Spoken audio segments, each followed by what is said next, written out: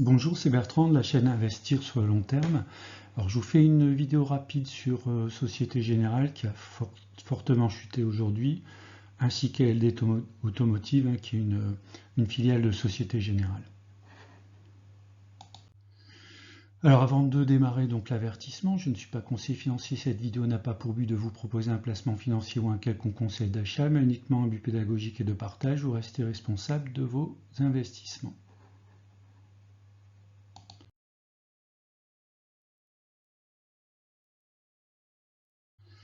Alors effectivement, la Société Générale a présenté son plan 2022-2026 et visiblement, il a plutôt refroidi les marchés. Alors, j'ai regardé une note détaillée, en fait, une publication via AOF. Je vous mettrai le lien dans la description de la vidéo. Donc, j'ai retenu quelques informations. Donc, j'ai mis en rouge plutôt négatif, en vert plutôt positif et d'autres plutôt neutres.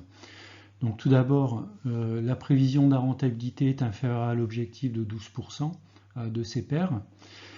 Donc ça, c'est plutôt un point négatif. La croissance annuelle des revenus n'est en effet attendue qu'entre 0 et 2%. Donc visiblement, en termes de visibilité, donc, la Société Générale est quand même très conservatrice. Pardon. Donc en comparaison avec le consensus qui était à 2,7%. Ensuite, le groupe table sur un coefficient d'exploitation inférieur à 60% en 2026 avec une amélioration progressive à partir de 2024. Il s'élevait à 66,3% en 2022. Donc on voit que le coefficient d'exploitation est inférieur en fait à celui de 2022. Donc dans les plans positifs, 1,7 milliard de réduction des coûts sur la durée du plan. Donc ça c'est plutôt un point positif, puisque la réduction du coût, ça veut dire on va pouvoir consacrer un peu plus d'argent pour distribuer des dividendes ou racheter des actions. Alors la simplification du portefeuille d'activité, là je ne sais pas si c'est une bonne ou une mauvaise chose. Aucune information n'a été communiquée sur la cession d'actifs jugés non stratégiques. Donc là-dessus, la Société Générale est restée floue. Ensuite, le coût du risque est lui anticipé entre 25 et 30 points de base des encours de crédit à comparer avec un consensus de 30. Donc là aussi, je ne sais pas si c'est une bonne ou une mauvaise nouvelle. Ça devrait être plutôt une bonne nouvelle, puisque si on réduit le coût du risque, par définition, ça veut dire qu'on a une meilleure maîtrise du business. Le groupe prévoit une politique de distribution basée sur un taux de distribution compris entre 40 et 50% du résultat net publié à partir de 2023. Donc ça, c'est plutôt de nature à rassurer et plutôt être positif par rapport aux actionnaires qui recherchent du dividende, avec une distribution répartie de manière équilibrée à compter de 2024 entre le versement d'un dividende en numéraire et le rachat d'actions. Moi, à titre personnel, en tant qu'investisseur, j'aime bien en fait lorsqu'une société fait du rachat d'actions, notamment lorsqu'on est en dehors en fait du PEA, puisque les dividendes en dehors du PEA sont taxés. Donc quelque part, le rachat d'actions permet on va dire d'avoir une forme relative en fait de l'actionnaire, ce qui est tout à fait intéressant. On va regarder maintenant graphiquement, donc Société Générale.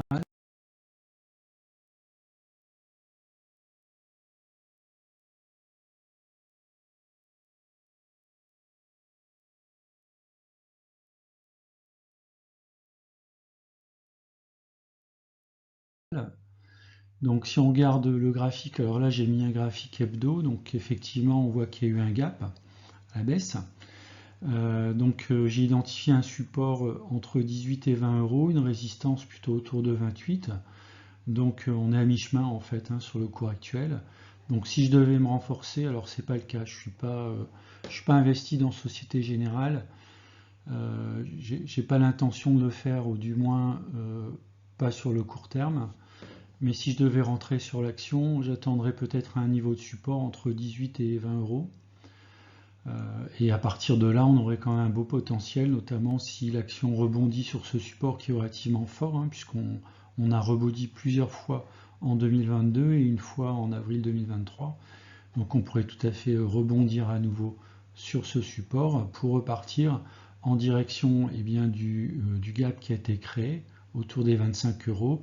Ensuite, on a une résistance autour des 28 euros et enfin une résistance un peu plus forte autour des 34 euros. Si on regarde maintenant la droite de régression, donc sur Société Générale, on aurait une valeur théorique de 19 euros.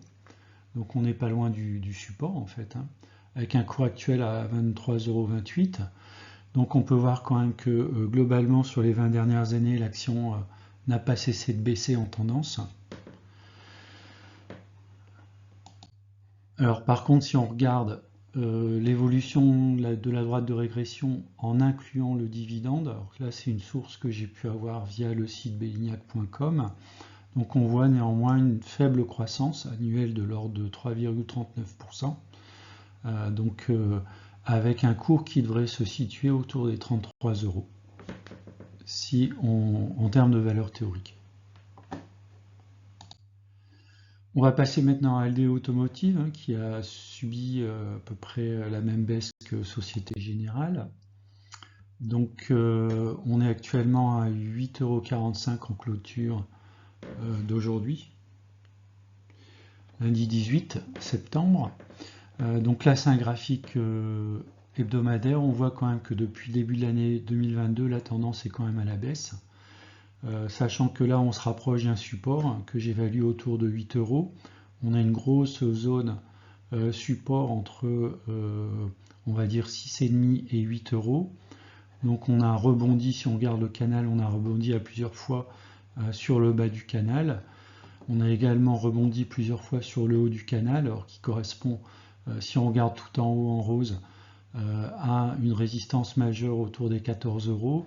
Puis ensuite une résistance à 13 euros et enfin une résistance que j'ai positionnée, vous voyez en vert à droite du graphe, légèrement en dessous de 12 euros, puis ensuite autour de 10 euros.